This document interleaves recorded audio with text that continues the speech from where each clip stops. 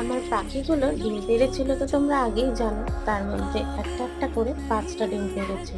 আর এই মা পাখিটা খুব সুন্দর করে ডিমগুলোর দেখভাল করছে, আর সাথে বাবা পাখিটারও মাটার খুব যত্ন নিচ্ছে।